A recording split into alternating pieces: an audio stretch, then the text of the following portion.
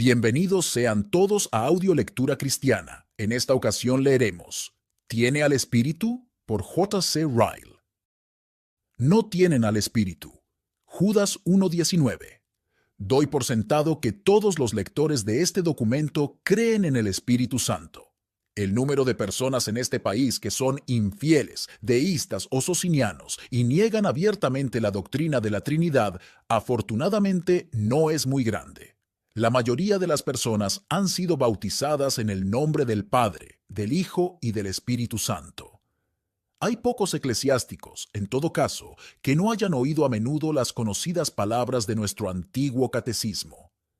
Creo en Dios Espíritu Santo, que me santifica a mí y a todo el pueblo elegido de Dios. Pero, a pesar de todo esto, sería bueno que muchos consideraran lo que saben del Espíritu Santo más allá de su nombre. ¿Qué conocimiento experimental tienes de la obra del Espíritu? ¿Qué ha hecho por ti? ¿Qué beneficio has recibido de Él? Puedes decir de Dios Padre, Él me hizo a mí y a todo el mundo. Puedes decir de Dios Hijo, Él murió por mí, pero ¿puedes decir algo del Espíritu Santo? Puedes decir con algún grado de confianza, Él mora en mí y me santifica. En una palabra, ¿tienes al Espíritu? El texto que encabeza este documento te dirá que existe tal cosa como no tener al Espíritu. Este es el punto sobre el cual quisiera llamar tu atención. Creo que este punto es de vital importancia en todas las épocas. Lo considero de especial relevancia en el día presente.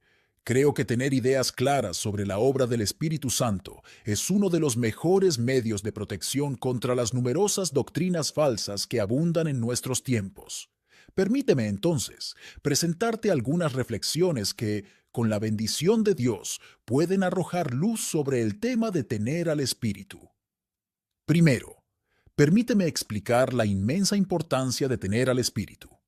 Segundo, permíteme señalar el gran principio general mediante el cual solo se puede evaluar la pregunta: ¿tienes al Espíritu? Tercero, permíteme describir los efectos particulares que el Espíritu produce siempre en las almas en las que mora.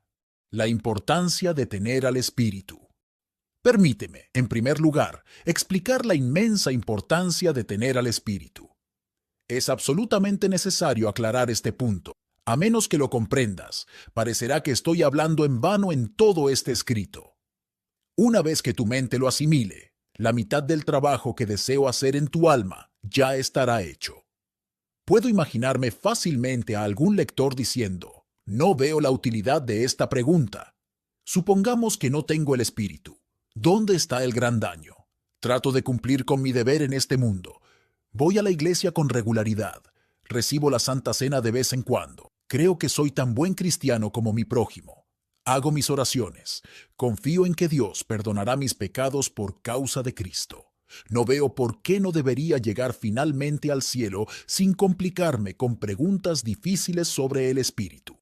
Si piensas de esta manera, te ruego que me prestes atención durante unos minutos, mientras intento darte razones para pensar de otra manera. Créeme, nada menos que la salvación de tu alma depende de tener al Espíritu. La vida o la muerte, el cielo o el infierno, la felicidad eterna o la miseria eterna. Segundo, sin parte en Cristo. Recuerda, en primer lugar, que si no tienes al Espíritu, no tienes parte en Cristo y no tienes derecho al cielo. Las palabras del apóstol Pablo son claras e inequívocas. Si alguno no tiene el Espíritu de Cristo, no es de él. Las palabras del apóstol Juan no son menos claras. Y en esto sabemos que Él permanece en nosotros, por el Espíritu que nos ha dado. La morada de Dios Espíritu Santo es la marca común de todos los verdaderos creyentes en Cristo. Es la marca del pastor en el rebaño del Señor Jesús, que los distingue del resto del mundo. Es el sello del orfebre en los genuinos hijos de Dios, que los separa de la escoria y de la masa de falsos profesantes. Es el sello propio del Rey en aquellos que son su pueblo peculiar, probando que son de su propiedad. Son las arras que el Redentor da a sus discípulos creyentes mientras están en el cuerpo, como promesa de la redención plena y completa que vendrá en la mañana de la resurrección. Este es el caso de todos los creyentes. Todos tienen al Espíritu. Que se entienda claramente que el que no tiene al Espíritu no tiene a Cristo. El que no tiene a Cristo no tiene perdón de sus pecados, ni paz con Dios, ni derecho al cielo, ni esperanza segura y verdadera de ser salvos. Su religión es como una casa construida sobre la arena. Puede verse bien cuando hace buen tiempo.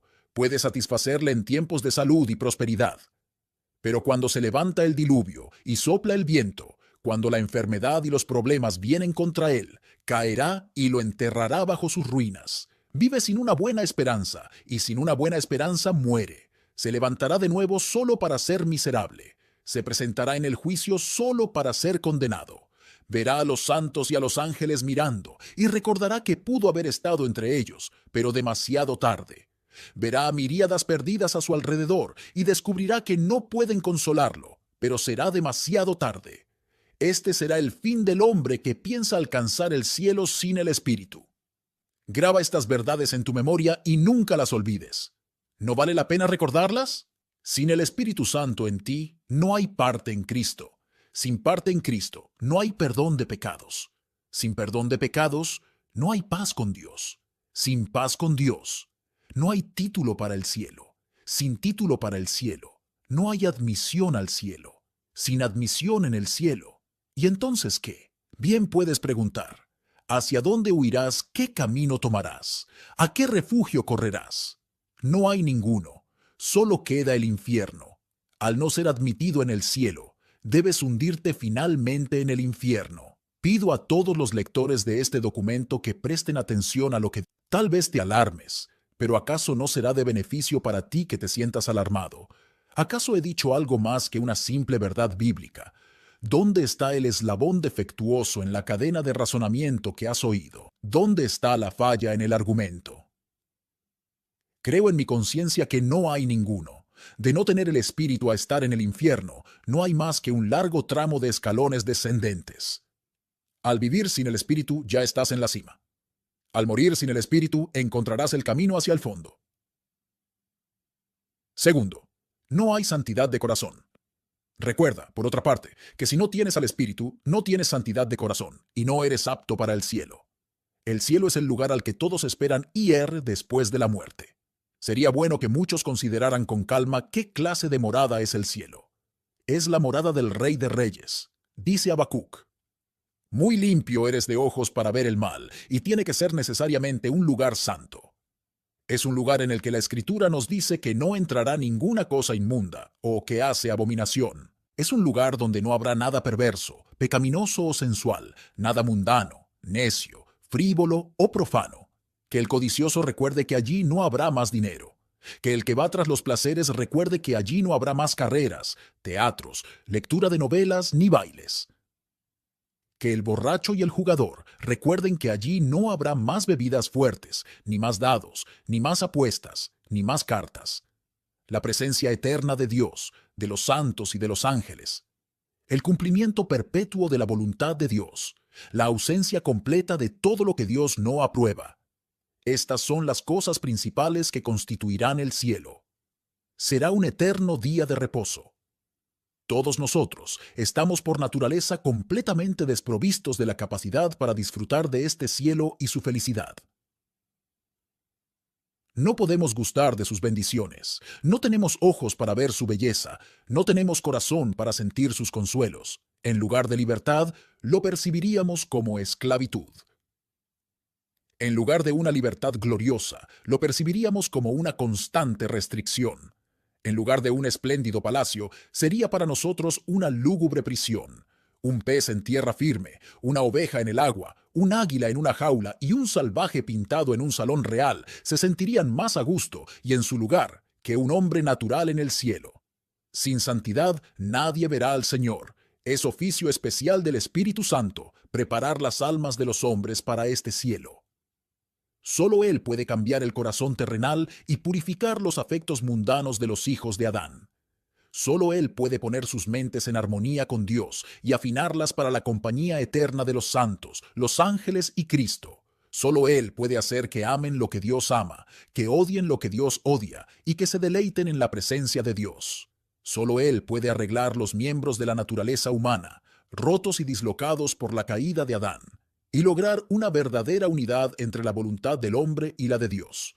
Y esto lo hace por cada uno que se salva.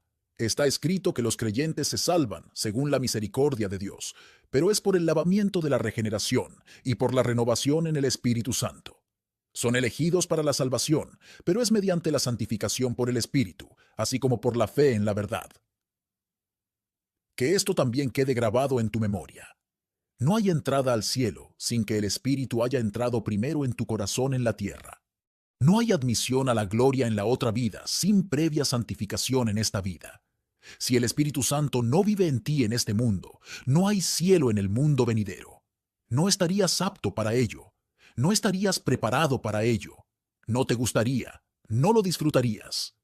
En la actualidad se usa mucho la palabra santo.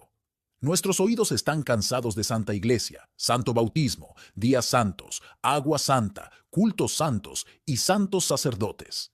Pero una cosa es 1000 veces más importante, y es ser hecho un hombre realmente santo por el Espíritu. Debemos ser hechos participantes de la naturaleza divina mientras estamos vivos. Debemos sembrar para el Espíritu si queremos cosechar la vida eterna. Tercero, sin derecho a ser considerado cristiano. Recuerda, por otra parte, que si no tienes al Espíritu, no tienes derecho a ser considerado un verdadero cristiano, ni voluntad o poder para llegar a serlo. Se requiere poco para ser un cristiano, según el estándar del mundo. Basta con que un hombre sea bautizado y asista a algún lugar de adoración, y los requisitos del mundo están satisfechos. La creencia del hombre puede no ser tan inteligente como la de un turco. Puede ser profundamente ignorante de la Biblia. Su práctica puede no ser mejor que la de un pagano. Muchos hindúes respetables podrían avergonzarlo. ¿Pero qué importa eso? Es inglés. Ha sido bautizado. Va a la iglesia o a la capilla y se comporta decentemente cuando está allí. ¿Qué más quieres? Si no lo llamas cristiano, se te considera alguien muy severo. Pero se necesita mucho más que esto para hacer de un hombre un verdadero cristiano, según la norma de la Biblia. Requiere la cooperación de las 3 personas de la bendita Trinidad. La elección de Dios el Padre, la sangre y la intercesión de Dios el Hijo, y la santificación de Dios el Espíritu deben reunirse en el alma que ha de ser salva. El Padre, el Hijo y el Espíritu Santo deben unirse para realizar la obra de hacer de cualquier hijo de Adán un verdadero cristiano. Este es un tema profundo que debe ser tratado con reverencia. Pero donde la Biblia habla con decisión, allí también podemos hablar con decisión. Y las palabras de la Biblia no tienen sentido si la obra del Espíritu Santo no es tan necesaria para hacer de un hombre un verdadero cristiano como la obra del Padre o la obra del Hijo. Se nos dice que nadie puede llamar a Jesús Señor sino por el Espíritu Santo. El verdadero cristiano, nos enseña la Escritura, es nacido del Espíritu. Vive por el Espíritu. Los verdaderos cristianos son guiados por el Espíritu de Dios. Por el Espíritu mortifican las obras del cuerpo. Por el Espíritu tienen acceso al Padre por medio de. Sus gracias son todas el fruto del Espíritu. Son templo del Espíritu Santo. Son morada de Dios en el Espíritu. Andan conforme al Espíritu. Son fortalecidos por el Espíritu. Por el Espíritu aguardan por fe la esperanza de la justicia. Estas son expresiones escriturales claras. ¿Quién se atreverá a contradecirlas? La verdad es que la profunda corrupción de la naturaleza humana haría imposible la salvación si no fuera por la obra del Espíritu. Sin él, el amor del Padre y la redención del Hijo se nos presentan en vano. El Espíritu debe revelarlos. El Espíritu debe aplicarlos, o de lo contrario, seremos almas perdidas. Nada menos que el poder de aquel que se movió sobre la faz de las aguas en el día de la creación puede levantarnos de nuestra baja condición.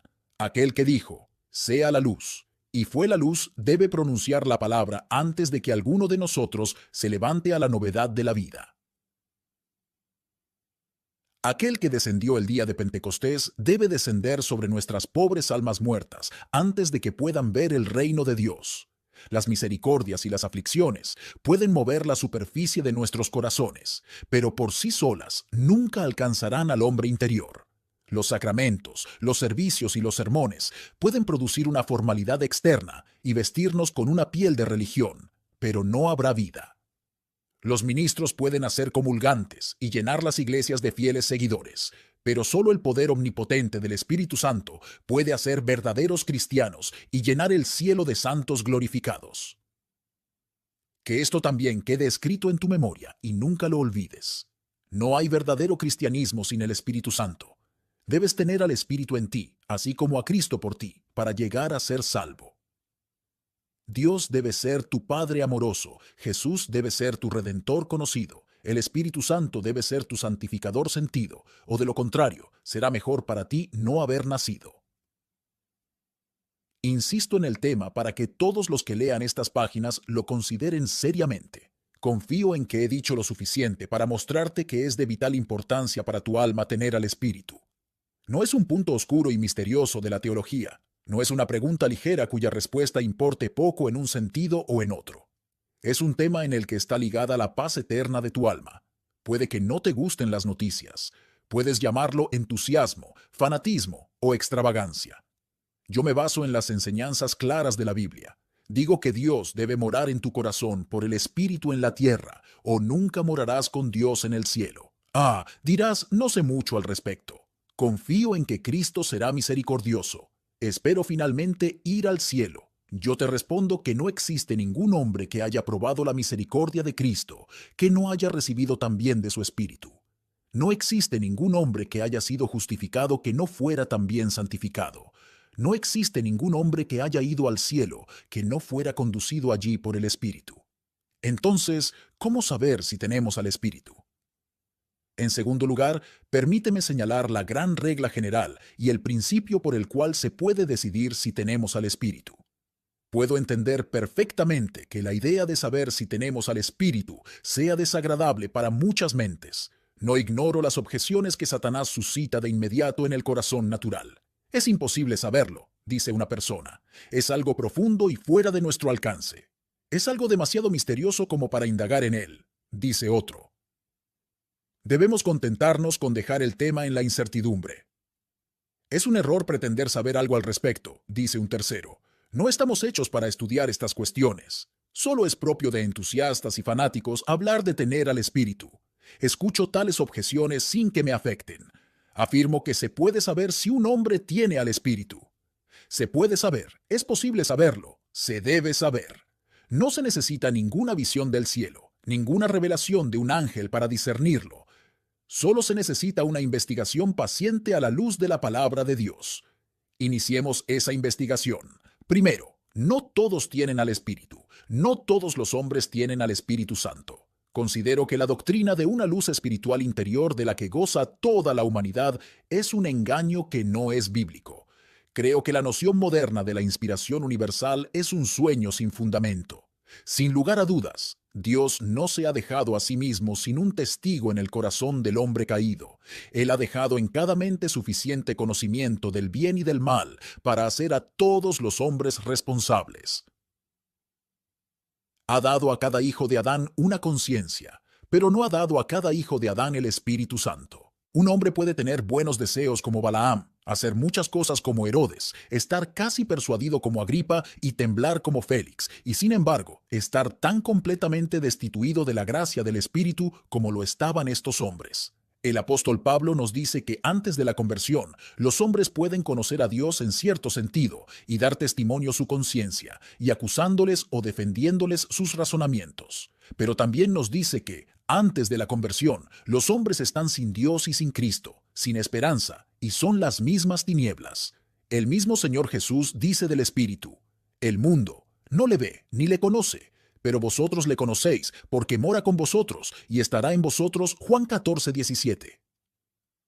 No todos los miembros de las iglesias y las personas bautizadas tienen al Espíritu. No veo fundamento en las Escrituras para decir que todo hombre que recibe el bautismo recibe el Espíritu Santo y que debemos considerarlo nacido del Espíritu. No me atrevo a decir a los bautizados que todos tienen al Espíritu y que solo necesitan avivar el fuego del don de Dios en su interior para salvarse. Veo, por el contrario, que Judas habla de los miembros de la iglesia visible de su tiempo como los que no tienen al Espíritu. Algunos de ellos probablemente habían sido bautizados por manos de los apóstoles y admitidos en plena comunión con la iglesia profesante. No importaba, no tenían al Espíritu. Es inútil intentar evadir el poder de esta sola expresión.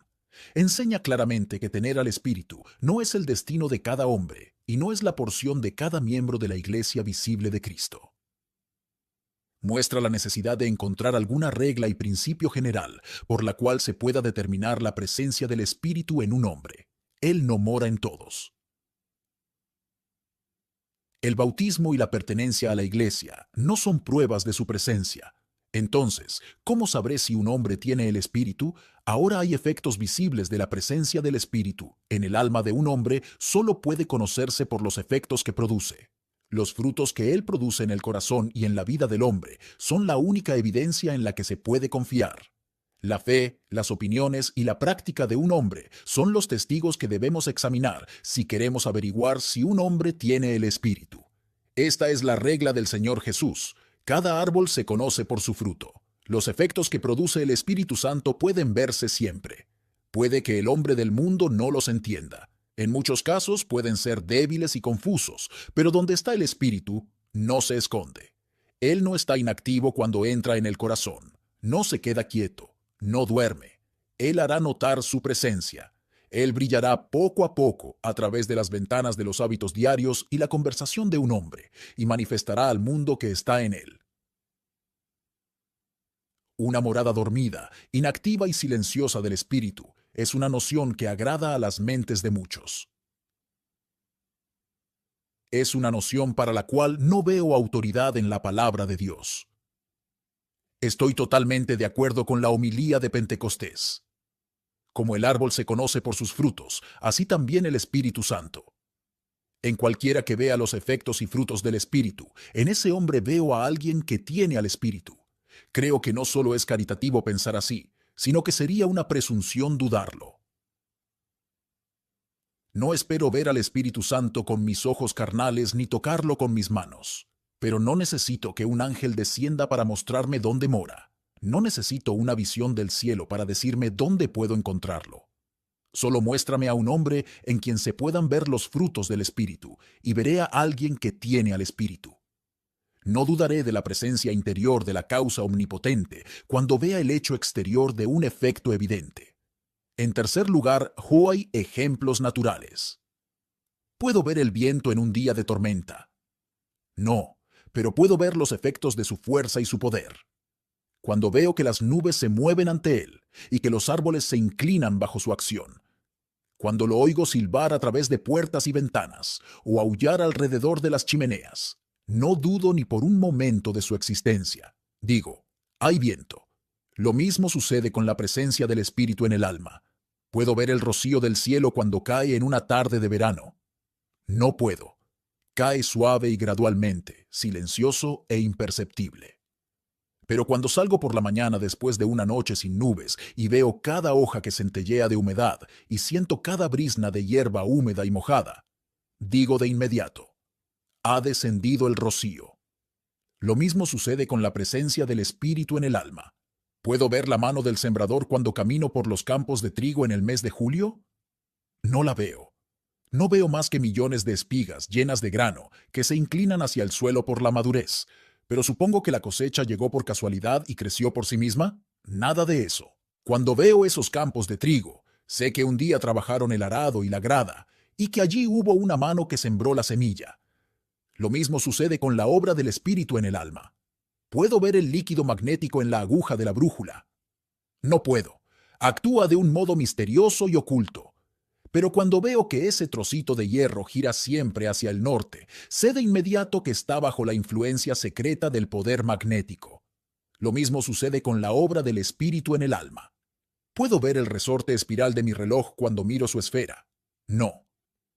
Pero cuando veo que las manecillas dan vueltas y marcan las horas y los minutos del día en sucesión regular, no dudo de la existencia del resorte. Lo mismo sucede con la obra del Espíritu. ¿Puedo ver el timonel del barco de regreso a casa cuando aparece por primera vez en el horizonte y sus velas se blanquean? No puedo. Pero cuando estoy de pie en la cabeza del muelle y veo ese barco siguiendo su curso sobre el mar hacia la boca del puerto, como si tuviera vida propia, sé muy bien que hay alguien en el timón que guía sus movimientos. Así es con la obra del Espíritu.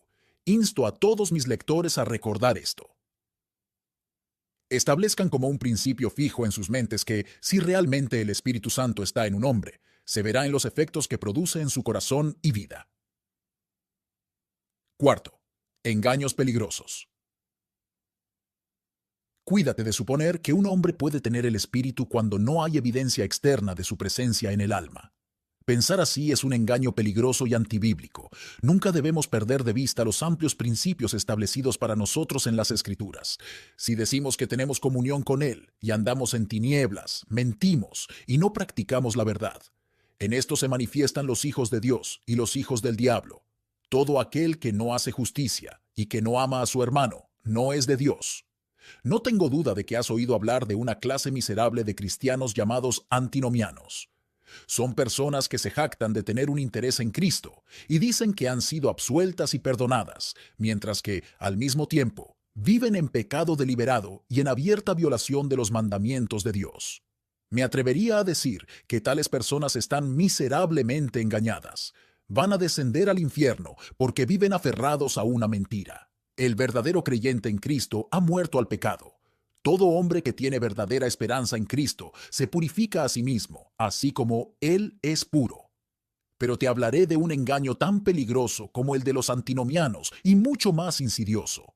Ese engaño consiste en convencerse a uno mismo de tener al Espíritu morando en el corazón, mientras que no se ven frutos del Espíritu en su vida. Creo firmemente que este engaño está arruinando a miles, tan ciertamente como el antinomianismo. Es tan peligroso deshonrar al Espíritu Santo como lo es deshonrar a Cristo. Es tan ofensivo para Dios fingir un interés en la obra del Espíritu como lo es fingir un interés en la obra de Cristo. De una vez por todas, exhorto a mis lectores a que recuerden que los efectos que produce el Espíritu son las únicas evidencias fidedignas de su presencia. Decir que el Espíritu Santo mora en ti sin que se lo vea en tu vida es en verdad una obra descabellada. Confunde los primeros principios del Evangelio, confunde la luz y las tinieblas, la naturaleza y la gracia, la conversión y la no conversión, la fe y la incredulidad, los hijos de Dios y los hijos del diablo. Solo hay una posición segura en este asunto, solo hay una respuesta segura a la pregunta, ¿cómo decidiremos quiénes tienen al Espíritu? Debemos tomar nuestra posición en el antiguo principio establecido por nuestro Señor Jesucristo. Por sus frutos los conoceréis. Donde esté el Espíritu, habrá fruto. Quien no tiene frutos del Espíritu, no tiene el Espíritu. Una obra del Espíritu que no se siente, que no se ve y que es inoperante, es un engaño seguro. Donde realmente está el Espíritu, éste será sentido, visto y conocido. Pero ¿cuáles son las marcas del Espíritu? Permíteme, en último lugar, describir los efectos particulares que el Espíritu produce en las almas en las que habita. Considero esta parte del tema como la más importante de todas. Hasta ahora he hablado en términos generales de los grandes principios rectores que deben guiarnos al examinar la obra del Espíritu Santo. Ahora debo acercarme más y hablar de las marcas específicas por las cuales se puede discernir la presencia del Espíritu Santo en el corazón de cualquier individuo. Afortunadamente, con la Biblia como nuestra luz, estas marcas no son difíciles de descubrir. Deseo presentar algunas premisas antes de entrar de lleno en el tema. Es necesario para despejar el camino. Primero, hay misterios profundos. Admito sin reservas que hay algunos misterios profundos acerca de la obra del Espíritu. No puedo explicar la manera en que Él entra en el corazón. El viento sopla de donde quiere y oye su sonido, mas ni sabes de dónde viene ni a dónde va. Así es todo aquel que es nacido del Espíritu. No puedo explicar por qué entra en un corazón y no en otro, por qué se digna habitar en este hombre y no en aquel. Solo sé que así es. Actúa como un soberano. Él santifica al pueblo elegido de Dios. Pero también recuerdo que no puedo explicar por qué nací en la Inglaterra cristiana y no en el África pagana. Estoy satisfecho con creer que toda la obra de Dios está bien hecha. Es suficiente para mí estar en la corte del rey, sin ser del consejo del rey. Segundo, hay gran diversidad. Admito sin reservas que hay una gran diversidad en las operaciones, por las cuales el Espíritu lleva a cabo su obra en las almas de los hombres. Hay diferencias en las edades en las que comienza a entrar en el corazón. Con algunos comienza joven, como con Juan el Bautista y Timoteo. con otros comienza en la vejez, como con Manasés y Zaqueo. Hay diferencias en los sentimientos que él despierta primero en el corazón. A algunos los conduce mediante un fuerte terror y angustia, como al carcelero de Filipos. A otros los conduce abriendo apaciblemente sus corazones para que reciban la verdad, como a Lidia, la vendedora de púrpura. Hay diferencias en el tiempo que se emplea en efectuar este cambio completo de carácter. Con algunos el cambio es inmediato y repentino, como lo fue con Saulo cuando viajó a Damasco. Con otros es gradual y lento, como lo fue con Nicodemo el fariseo. Hay diferencias en los instrumentos que él usa para despertar el alma de su muerte natural. Con algunos usa un sermón, con otros la Biblia, con otros un tratado, con otros el consejo de un amigo, con otros una enfermedad o aflicción, con otros ninguna cosa en particular que pueda ser identificada claramente. Es muy importante comprender todo esto. Exigir que todas las personas se ajusten a un solo tipo de experiencia es un gravísimo error. Tercero, hay pequeños comienzos. Admito sin reservas que los inicios de la obra del Espíritu son a menudo pequeños e imperceptibles. La semilla de la que se forma el carácter espiritual a menudo es muy pequeña al principio. La fuente de la vida espiritual, al igual que la de muchos ríos caudalosos, a menudo es en su inicio un pequeño riachuelo. Por lo tanto, los inicios de la obra del Espíritu en un alma generalmente son pasados por alto por el mundo, con frecuencia no son debidamente valorados y alentados por otros cristianos, y casi sin excepción son completamente mal entendidos por el alma misma que es el sujeto de ellos. Que eso nunca se olvide. El hombre en el que el Espíritu comienza a obrar rara vez es consciente, hasta mucho después, de que su estado mental, en el momento de su conversión, surgió a partir de la entrada del Espíritu Santo.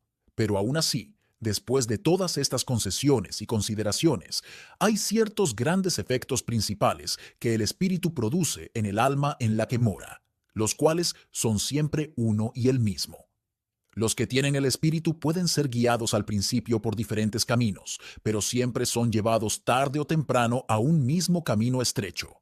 Sus opiniones principales en religión son las mismas. Sus deseos principales son los mismos. Su andar general es el mismo. Pueden diferir ampliamente unos de otros en su carácter natural, pero su carácter espiritual en sus rasgos principales es siempre uno.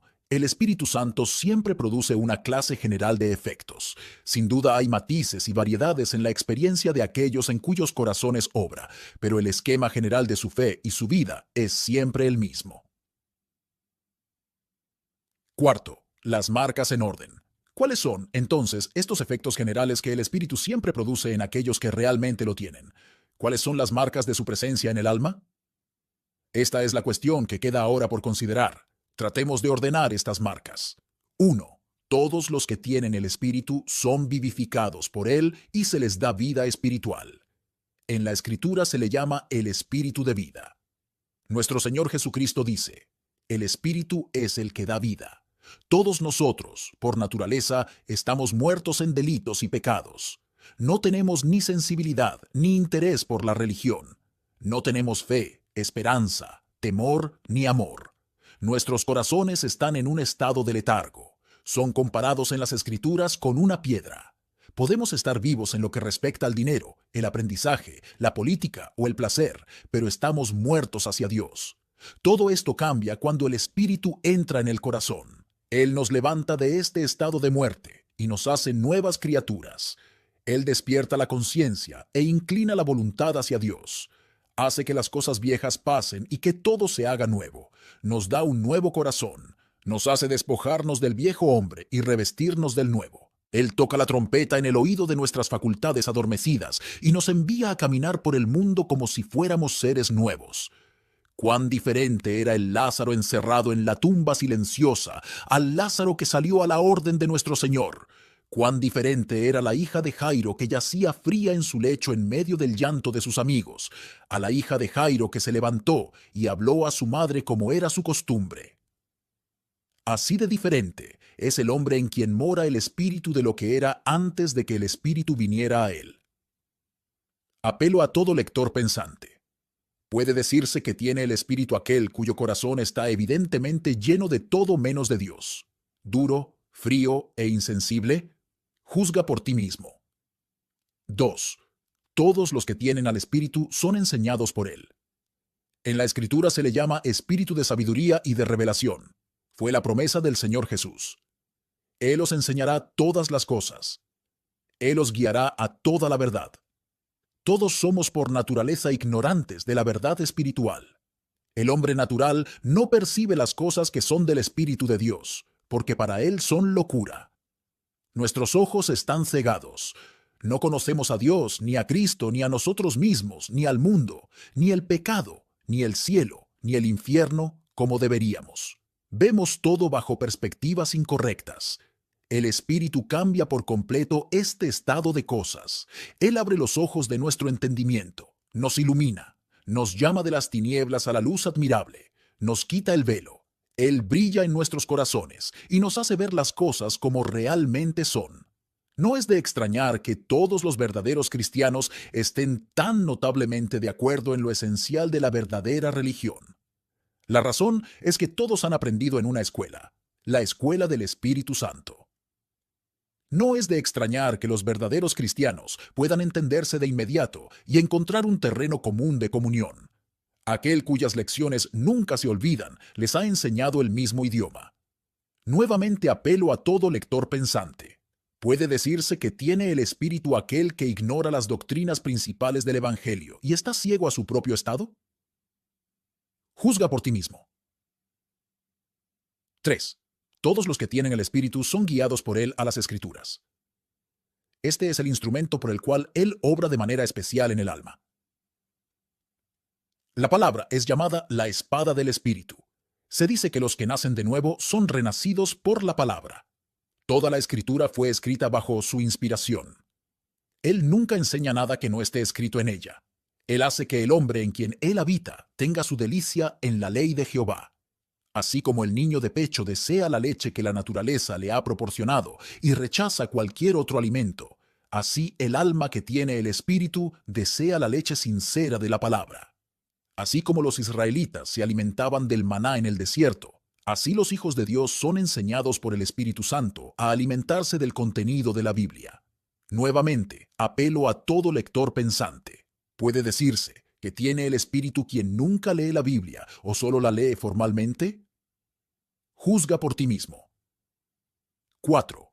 Todos los que tienen el Espíritu son convencidos por él de pecado. Este es un oficio principal que el Señor Jesús prometió que cumpliría. Cuando Él venga, convencerá al mundo de pecado. Solo Él puede abrir los ojos de un hombre a la verdadera magnitud de su culpa y corrupción ante Dios.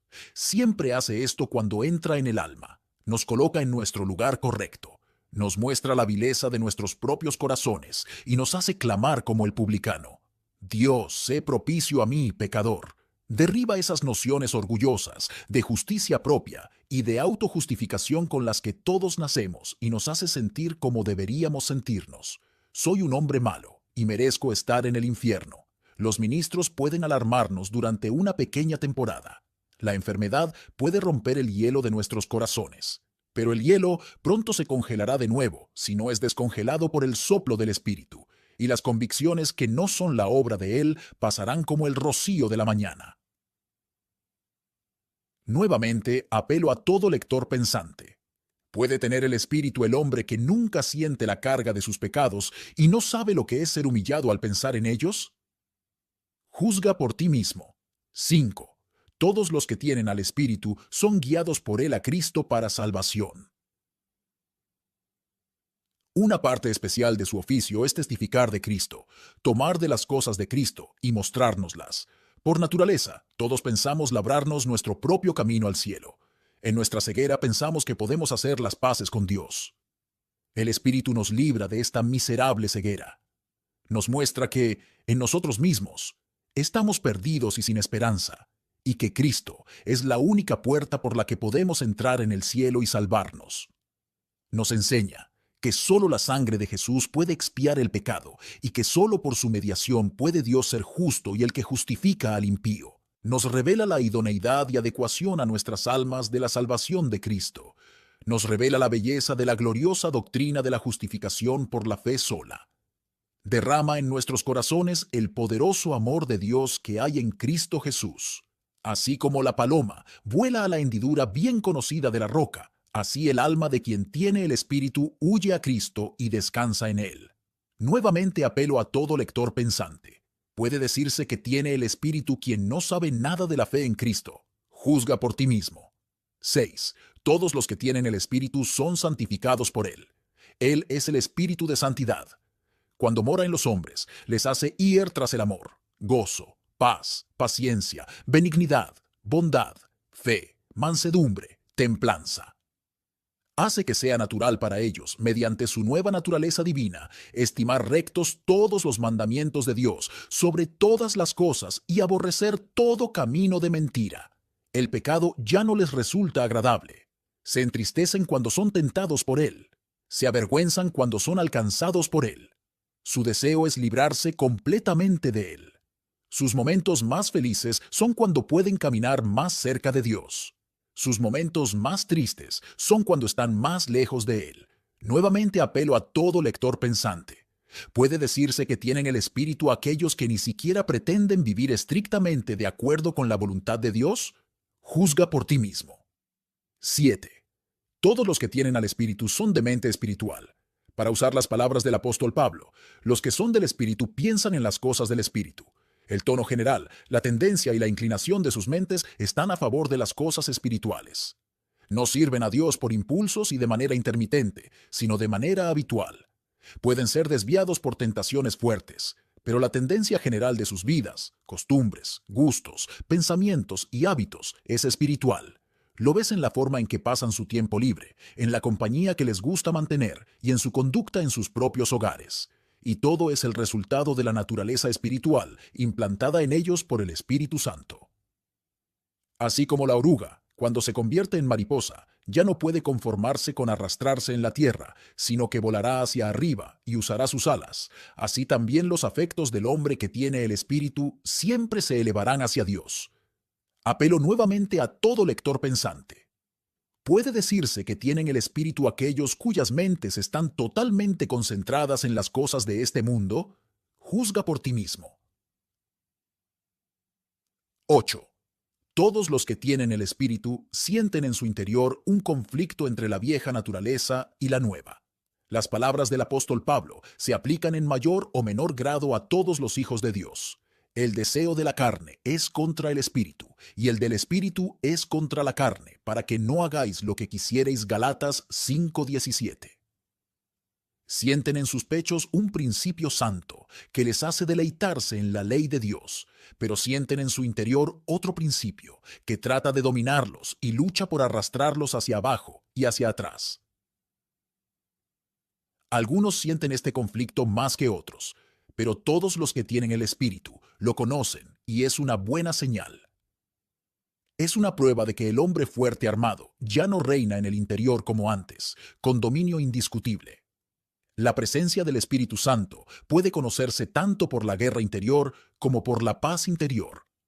El que ha sido enseñado a descansar y esperar en Cristo será siempre uno que lucha y hace guerra contra el pecado. Apelo nuevamente a todo lector pensante. Puede decirse que tiene el Espíritu quien no sabe nada del conflicto interior y es siervo del pecado, del mundo y de su propia voluntad. Juzga por ti mismo. 9. Todos los que tienen el Espíritu aman a otros que tienen el Espíritu. De ellos escribe el apóstol Juan. Nosotros sabemos que hemos pasado de muerte a vida, en que amamos a los hermanos. Cuanto más ven del Espíritu Santo en alguien, más querido es para ellos. Lo consideran como un miembro de la misma familia, un hijo del mismo padre, un súbdito del mismo rey y un compañero de viaje con ellos en un país extranjero hacia la misma patria. Es la gloria del Espíritu traer de vuelta algo de ese amor fraternal que el pecado ha expulsado miserablemente del mundo. Hace que los hombres se amen unos a otros por razones que para el hombre natural son necedad, en virtud de un Salvador común, una fe común, un servicio común en la tierra y la esperanza de un hogar común. Él establece amistades, independientemente de la sangre, el matrimonio, el interés, los negocios o cualquier motivo mundano. Une a los hombres, haciéndoles sentir que están unidos a un gran centro, Jesucristo. Nuevamente, apelo a todo lector pensante. Puede decirse que tiene el espíritu, aquel que no encuentra placer en la compañía de personas que tienen una mente espiritual, o que incluso se refiere a ellas como santas en tono de burla. Juzga por ti mismo. 10. Finalmente, todos los que tienen el espíritu son enseñados por él a orar. En la Escritura se le llama espíritu de gracia y de oración. Se dice que los elegidos de Dios claman a él día y noche. No pueden evitarlo. Puede que sus oraciones sean mediocres, débiles y vagas, pero sienten el deber de orar. Algo dentro de ellos les dice que deben hablar con Dios y exponerle sus necesidades, así como el bebé llorará cuando sienta dolor o hambre, porque es su naturaleza. Así la nueva naturaleza implantada por el Espíritu Santo obligará al hombre a orar. Tiene el espíritu de adopción y debe clamar: Abba, Padre. Una vez más, apelo a todo lector pensante. ¿Puede decirse que tiene el espíritu el hombre que nunca ora o que se contenta con decir unas pocas palabras formales con un corazón apático? Por última vez digo, juzga por ti mismo. Tales son las marcas y señales por las cuales creo que se puede discernir la presencia del Espíritu Santo en un hombre. Las he expuesto tal como me parece que se nos presentan en las Escrituras. Me he esforzado por no exagerar nada y por no ocultar nada. Creo que no hay verdaderos cristianos en quienes no se puedan encontrar estas marcas. Algunas de ellas, sin duda, sobresalen más prominentemente en algunos y otras. Mi propia experiencia es clara y decidida, que nunca he visto a una persona verdaderamente piadosa, incluso de las clases más pobres y humildes, en quien, con una observación cercana, no se puedan descubrir estas señales. Creo que marcas como estas son la única evidencia segura de que estamos siguiendo el camino que conduce a la vida eterna. Exhorto a todos aquellos que desean asegurar su llamado y elección a que se aseguren de que poseen estas marcas. Sé que hay maestros pretenciosos de la religión que parecen muy espirituales y que desprecian la mención de marcas y las llaman legales. No me importa que las llamen legales, siempre y cuando esté convencido de que son bíblicas. Y, con la Biblia ante mí, doy mi opinión con confianza de que aquel que carece de estas marcas carece del Espíritu de Dios. Muéstrame a un hombre que tenga estas características y lo reconoceré como hijo de Dios. Puede ser pobre y humilde en este mundo. Puede ser vil a sus propios ojos y a menudo dudar de su propia salvación. Pero tiene en su interior lo que solo viene de lo alto y nunca será destruido: la obra del Espíritu Santo. Dios es suyo, Cristo es suyo. Su nombre ya está escrito en el libro de la vida y dentro de poco el cielo será suyo. Muéstrame a un hombre en quien no se encuentren estas características y no me atreveré a reconocerlo como un verdadero cristiano. No me atrevo, como hombre honesto. No me atrevo, como amante de su alma. No me atrevo, como lector de la Biblia. Puede que haga una gran profesión religiosa. Puede que sea culto, grande en el mundo y moral en su vida. Nada de eso tiene valor si no tiene al Espíritu Santo. Está sin Dios, sin Cristo, sin esperanza sólida, y a menos que cambie, se quedará finalmente sin cielo. Conclusión. Y ahora permíteme terminar este documento con algunas observaciones prácticas que surgen naturalmente del tema que contiene. Tu deber. ¿Quieres saber, en primer lugar, cuál es tu deber inmediato? Escúchame y te lo diré. Debes examinarte con calma sobre el tema que he tratado de presentarte. Debes preguntarte seriamente cómo afecta a tu alma la doctrina del Espíritu Santo. Te ruego que por unos minutos mires a cosas más elevadas que las de la tierra y a cosas más importantes que las temporales. Ten paciencia conmigo mientras te hago una pregunta sencilla. Te la hago solemne y afectuosamente, como alguien que desea tu salvación. ¿Tienes al Espíritu? Recuerda, no te estoy preguntando si crees que todo lo que he dicho es cierto, correcto y bueno. Te pregunto si tú mismo, que estás leyendo estas líneas, tienes al Espíritu Santo en tu interior. Recuerda, no te estoy preguntando si crees que Él, Espíritu Santo, es dado a la Iglesia de Cristo y que todos los que pertenecen a la Iglesia están al alcance de sus operaciones. Te pregunto si tú mismo tienes al Espíritu en tu propio corazón. Recuerda, no te estoy preguntando si a veces sientes remordimientos de conciencia y buenos deseos que revolotean en tu interior. Te pregunto si realmente has experimentado la obra vivificante y renovadora del Espíritu en tu corazón. Recuerda, no te estoy pidiendo que me digas el día o el mes en que el Espíritu comenzó su obra en ti. Me basta con que los árboles frutales den frutos sin preguntar el momento preciso en que fueron plantados. Pero sí te pregunto, ¿estás produciendo alguno de los frutos del Espíritu? Recuerda, no te estoy preguntando si eres una persona perfecta y nunca sientes nada maligno en tu interior, pero sí pregunto, solemne y seriamente, si tienes en tu corazón y en tu vida las marcas del Espíritu. Espero que no me digas que no sabes cuáles son las marcas del Espíritu. Las he descrito claramente. Ahora las repito brevemente para llamar tu atención sobre ellas. 1. El Espíritu vivifica los corazones de los hombres. 2. El Espíritu enseña las mentes de los hombres. El Espíritu conduce a la palabra. 4. El Espíritu convence del pecado. 5. El Espíritu atrae a Cristo. 6. El Espíritu santifica. 7. El Espíritu hace a los hombres espirituales. 8. El Espíritu produce conflicto interior. 9. El Espíritu hace que los hombres amen a los hermanos. 10. El Espíritu enseña a orar. Estas son las grandes marcas de la presencia del Espíritu Santo. Plantea la pregunta a tu conciencia como un hombre. ¿Ha hecho el Espíritu alguna de estas cosas por tu alma? Te exhorto a que no dejes pasar muchos días sin intentar responder a mi pregunta.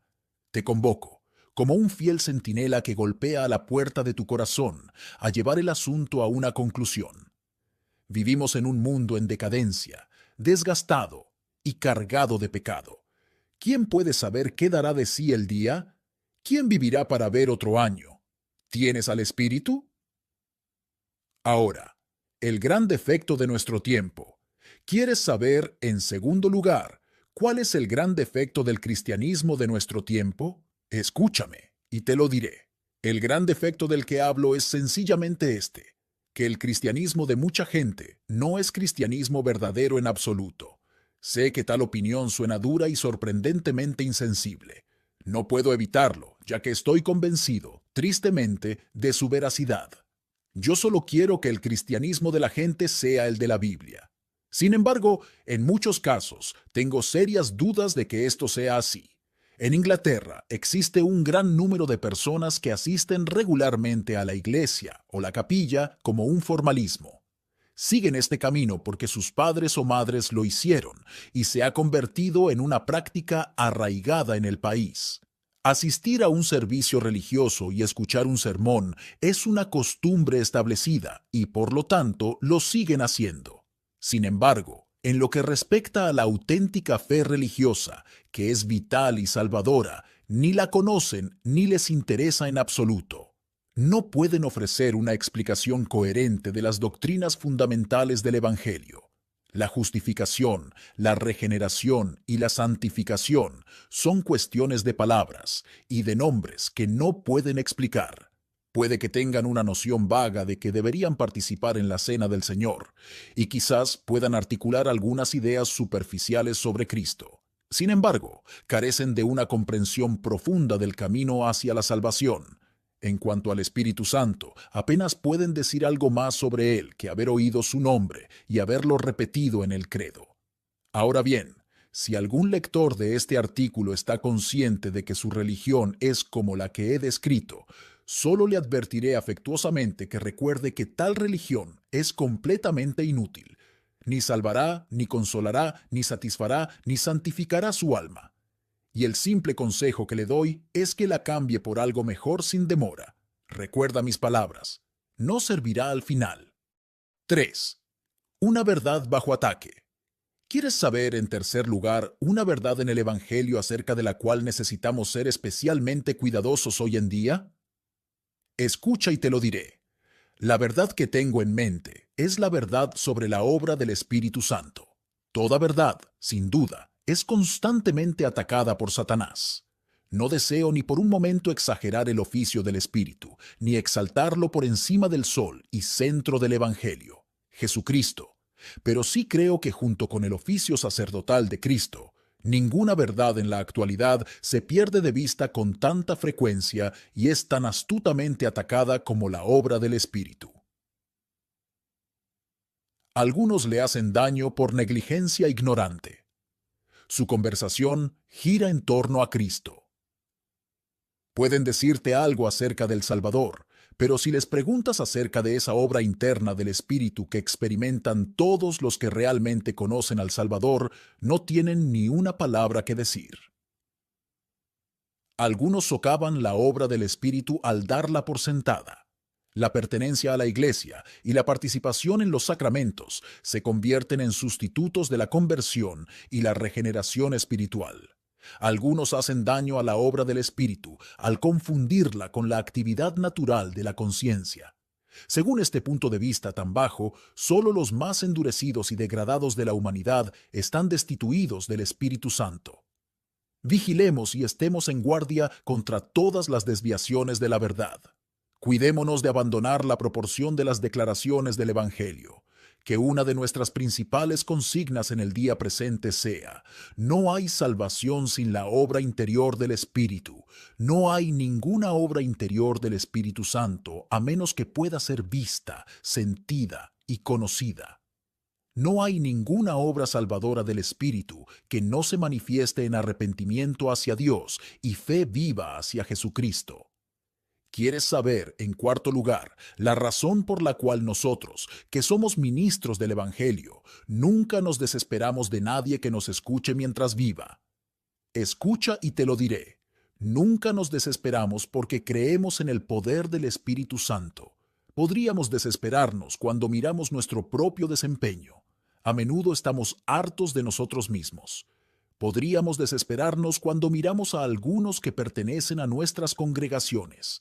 Parecen tan duros e insensibles como la piedra del molino.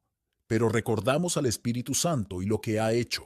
Recordamos al Espíritu Santo y consideramos que no ha cambiado. Puede descender como el fuego y derretir los corazones más duros. Puede convertir al peor hombre o mujer entre nuestros oyentes y dar una nueva forma a todo su carácter. Y así seguimos predicando. Esperamos por el Espíritu Santo. Oh, que nuestros oyentes comprendieran que el progreso de la verdadera religión no depende de la fuerza o del poder, sino del Espíritu del Señor. Oh, que muchos de ellos aprendieran a apoyarse menos en los ministros y a orar más por el Espíritu Santo. Oh, que todos aprendieran a esperar menos de las escuelas, de los folletos y de la maquinaria eclesiástica, y que, aunque utilizarán todos los medios con diligencia, buscaran más fervientemente el derramamiento del Espíritu. ¿Quieres saber, en quinto lugar, lo que debes hacer si tu conciencia te dice que no tienes al Espíritu? Escucha y te lo diré. Si no tienes el Espíritu, debes acudir de inmediato al Señor Jesucristo en oración y suplicarle que tenga misericordia de ti y te envíe el Espíritu. No tengo la menor compasión por aquellos que dicen a los hombres que oren primero por el Espíritu Santo para luego acudir a Cristo. No veo ningún respaldo en las Escrituras para decir eso. Solo veo que, si los hombres sienten que son pecadores necesitados y condenados, deben acudir primero y ante todo, directa y sinceramente, a Jesucristo. Veo que Él mismo dice: si alguno tiene sed, venga a mí y beba. Sé que está escrito: tomaste dones para los hombres y también para los rebeldes, para que habite entre ellos Dios. Sé que su oficio especial es bautizar con el Espíritu Santo y que en él habita toda la plenitud de la deidad. No me atrevo a pretender ser más sistemático que la Biblia.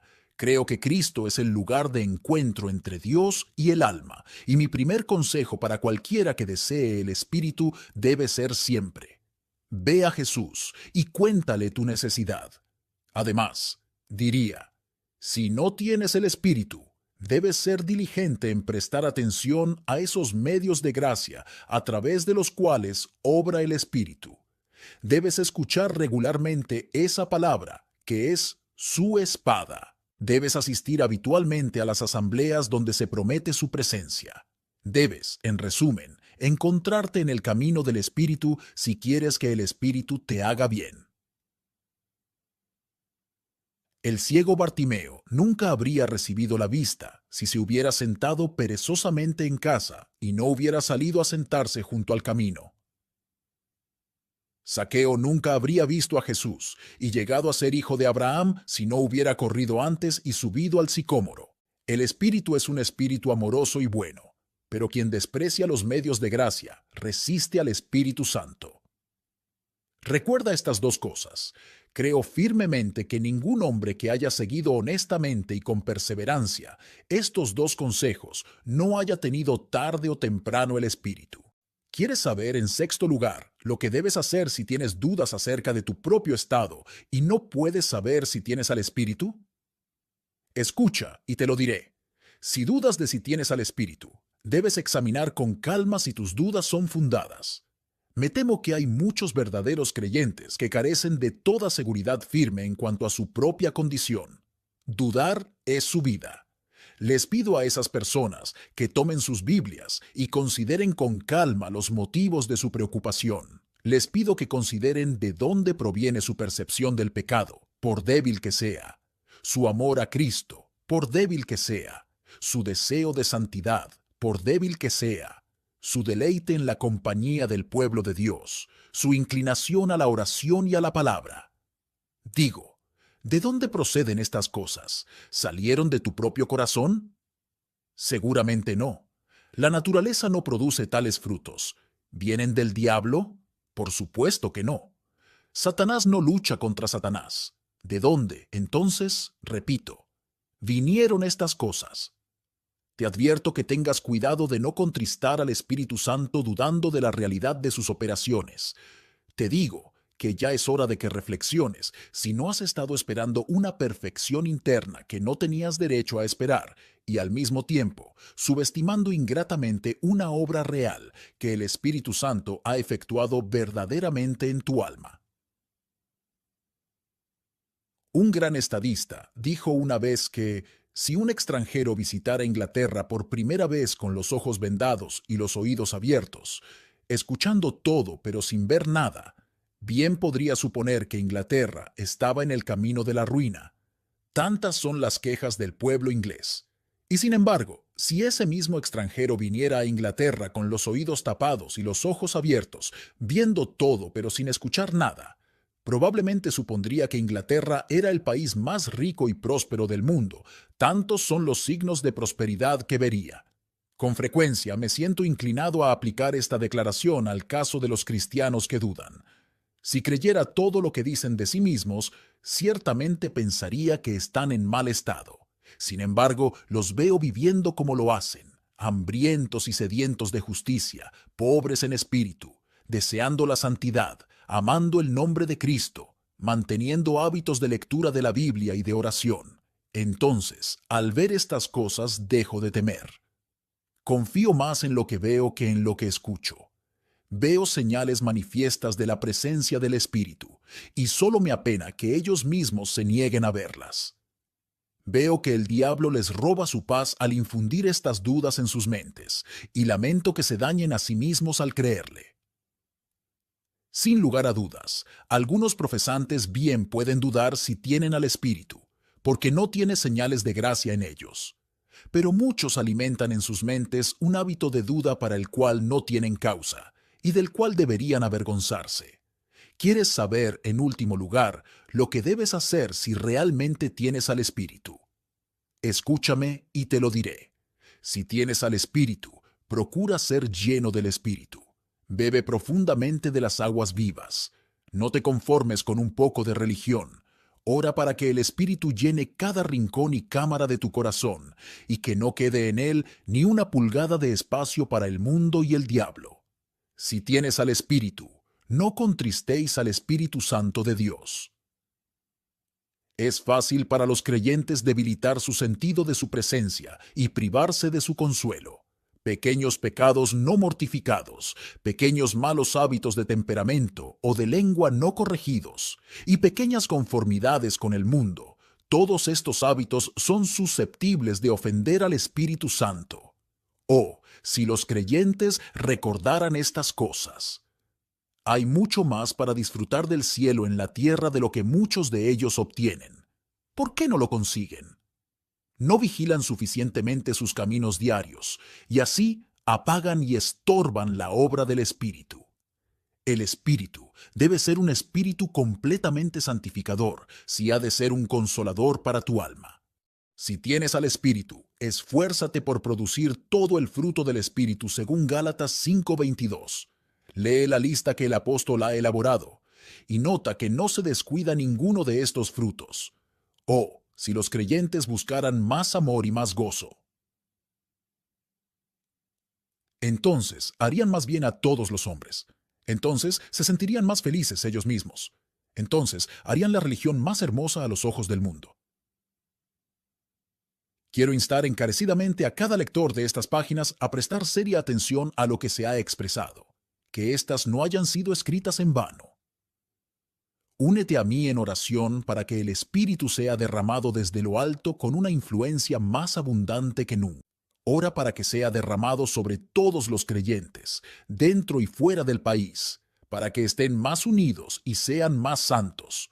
Ruega que sea derramado sobre judíos, musulmanes y paganos, para que muchos de ellos se conviertan.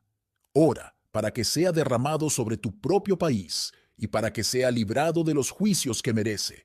Ora para que sea derramado sobre todos los ministros y misioneros fieles, y para que su número se multiplique por 100.